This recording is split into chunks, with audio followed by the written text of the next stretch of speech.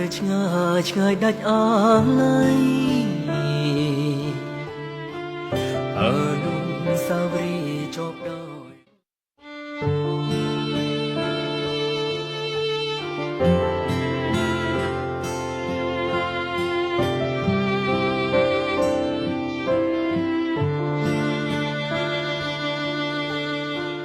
ព្រែកឯងនៅឆ្ងាយឆ្ងាយដាច់អាឡ័យអនុស្សាវរីយ៍ជាប់ដោយរុក្ខជាតិធ្វើមិនដេចនឹងបានឃើញព្រែកឯងទៀតពិតមែនតែរូបខ្ញុំឃ្លីនតែចិត្តនៅគួចទៅធម្មជាតិញញឹម